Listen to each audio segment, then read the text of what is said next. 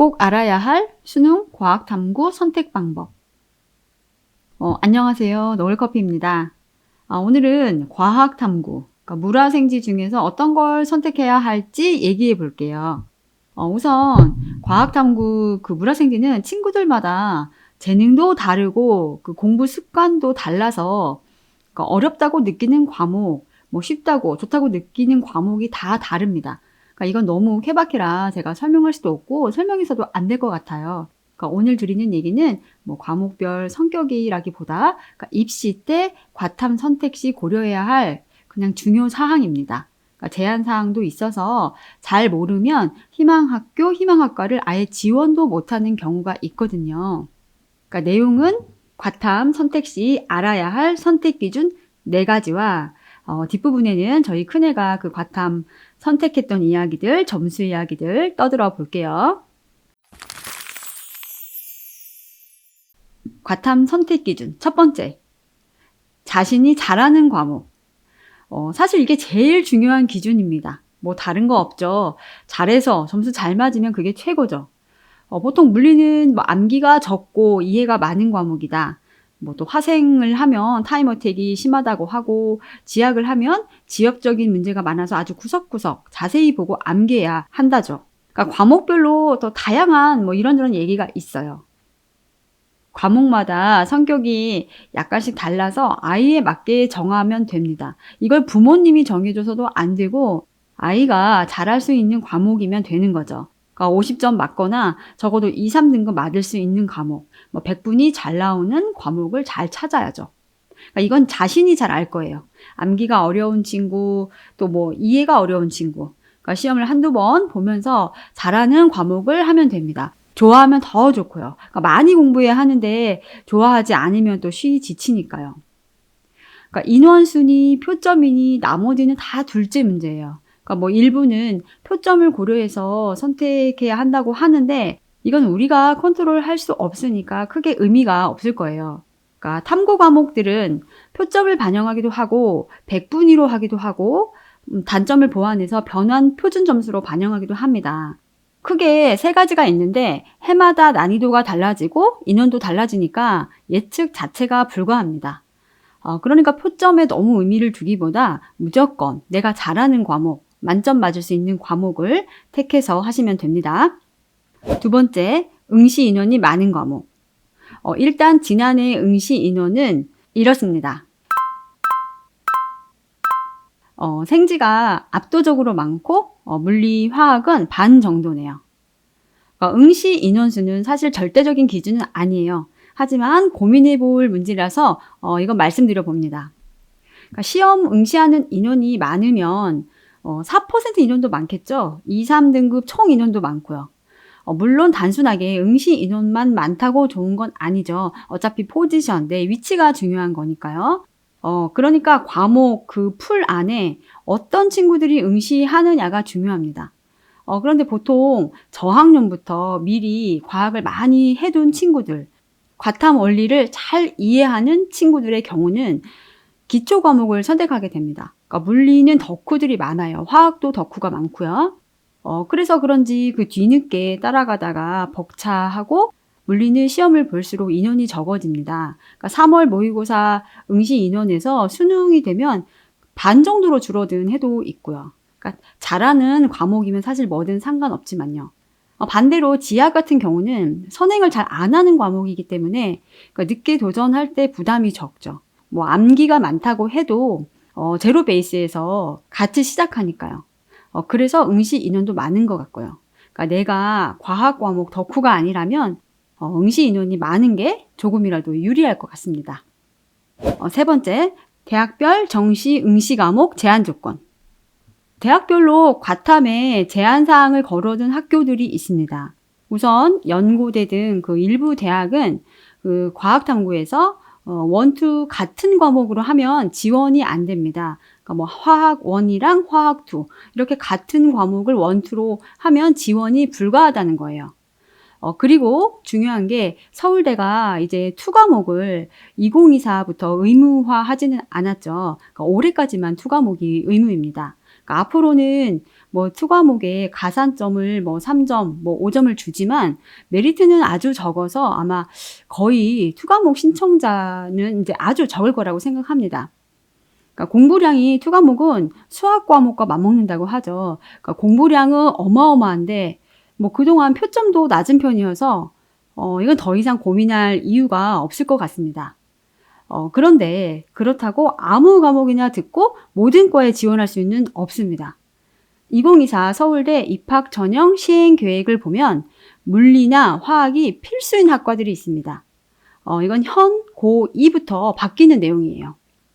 그러니까 수시에서는 핵심 권장 과목, 뭐 권장 과목으로 권장 정도이지만 정시에서는 그 학과별로 과탐 과목이 지정되어 있어요. 그러니까 권장 사항이 아니라 반드시 응시해야 함, 이렇게 의무사항입니다.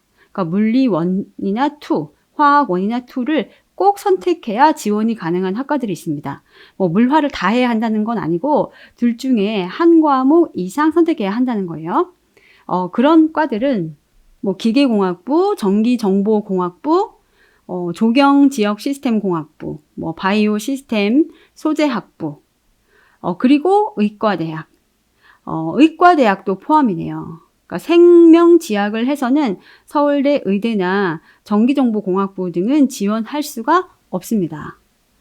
그리고 다행히 뭐 수리과학부, 통계학과, 재료공학부, 컴퓨터공학부, 화학생물공학부, 건축학과, 산업공학과, 약학대학, 치의학과 이런 과들은 물리화학이 의무는 아니에요. 그러니까 이 과들은 생명지학을 선택해도 갈 수 있습니다. 우리 애가 사실 서울대 갈 것도 아닌데 하면서 코웃음 치실 수도 있겠지만 알고는 계셔야죠. 저도 둘째에게는 꿈 같은 학교지만 파악은 해봤어요.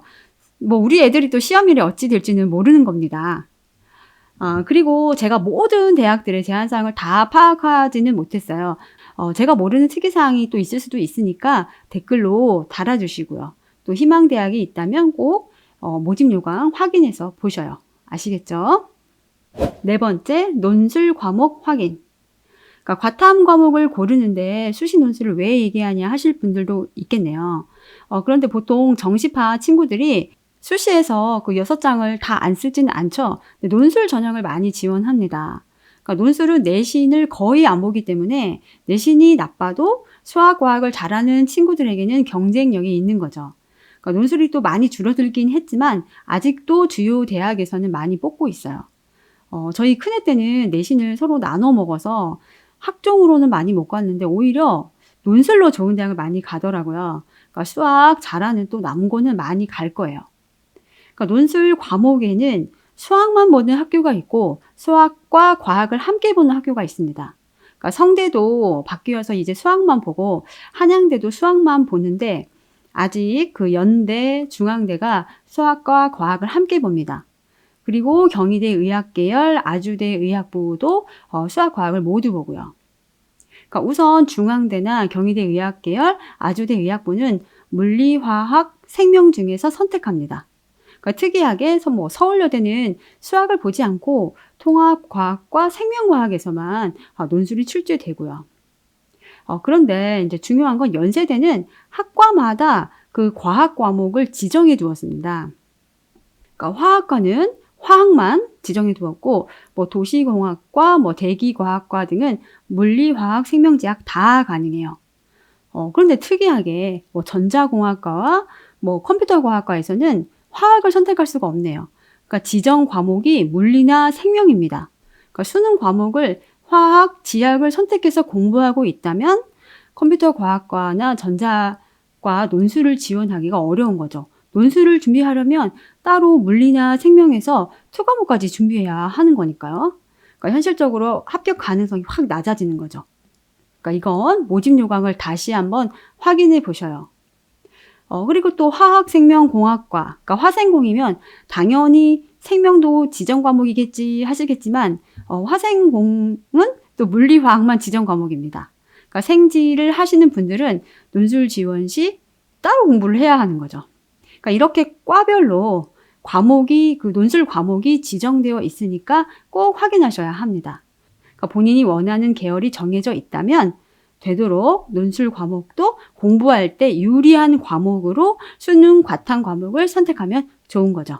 그러니까 논술 가능 과목으로 과탐 선택. 아시겠죠? 그러니까 결론은 인원수는 많고 서울대 희망학과의 물리화학이 의무인지 살펴보고 특히 연대 논술 지원 시 학과별로 가능 과목을 살펴봅니다. 그리고 다 살펴보고 문제가 없는 과목 중에서 무엇보다 아이가 잘하는 과목으로 정합니다. 이제 위에 것들 다 살펴보셨다면 나머지는 다른 제한사항은 없습니다. 그러니까 서울대를 제외하고는 의대를 지원할 때도 물리지약을 봐도 되고 공대를 희망할 때도 생명지약도 가능합니다. 그러니까 대학에 들어가서야 뭐 다시 공부하더라도 일단 대학 지원 시에는 다른 문제는 없는 거죠. 그러니까 문제없는 과목으로 잘하는 과목으로 정해서 깊이 있게 공부해 가시길 추천드립니다. 과탐도 빨리 시작해야 유리합니다. 그러니까 자연계열은 정시에서 반영 비율이 아주 높거든요. 그러니까 가능하면 2학년 겨울방학이 되기 전에는 정하는 걸 목표로 해보셔요. 참고로 저희 큰애 과탐 선택 얘기도 해볼게요. 그러니까 저희 애가 처음 2학년에는 물리화학을 하겠다고 했어요. 그러니까 생진을 많이 안 했으니까 그러니까 처음에는 물리화학이 이제 익숙하고 좋았겠죠. 그래서 이제 이건 아니다. 너무 리스크가 크다. 또 워낙 그동안 들었던 말이 있어서 제가 좀 말렸어요. 그래서 좋아하는 화학과 생명으로 바꾸었죠. 그런데 생명 유전 부문을 하면서 너무 어렵다고 하는 거예요. 그래서 결국 수능에서는 화학 지약을 봤습니다. 그러니까 화지는 최종 그 고3 3, 4월에 정한 것 같아요. 그때는 투과목이 서울대 의무였기 때문에 투과목도 이제 고민해서 이제 결정이 늦었죠. 아무튼 화학은 고등학교 1, 2학년 때 모의고사에서는 50점 만점을 많이 맞았었어요. 그러니까 화학 내신도 잘 나왔고 정말 좋아하는 과목이었거든요. 그런데 정작 수능 때는 2등급, 심지어 반수 때는 이제 공부를 조금 해서 그런가 3등급이 나왔답니다. 아주 배신을 맞은 과목이죠. 그러니까 중등 때 뭐 화울상 받으면 뭐 하나요? 다 어렵지만 특히 물리화학은 킬러 한두 문제가 정말 어려워요. 그러니까 다시 말하지만 1등급은 이걸 깊이 있게 오래 해온 덕후들이 차지하는 것 같습니다. 그러니까 영재 과고 준비하던 고인물이라고 하죠. 그에 반해서 이제 지학은 두 번 다 1등급이었고요. 아무튼 꼭 화학 때문은 아니지만 그래도 화학 때문에 저희 애가 반수 때 보험으로 넣어둔 학교밖에 갈 수가 없었죠. 그래서 저 큰애는 정말 뛰어난 과학머리가 있거나 정말 오래 영재 과거 준비를 했고 뭐 화울 물올 준비를 한 경우 또 뭐 깊이 있게 제대로 공부해서 아주 잘하는 경우가 아니라면 물리화학은 하지 말라고 강력하게 권하더라고요. 아마 작은 애가 과학을 많이 해온 애가 아닌 걸 잘 알아서 그럴 수도 있겠죠. 그러니까 수시 내신 때문에 물리화학 선행을 하긴 했는데 참 허탈합니다. 하지만 어쩌겠어요. 이렇게 저희 작은 애는 생지를 합니다. 또 바뀔 수는 있겠지만요.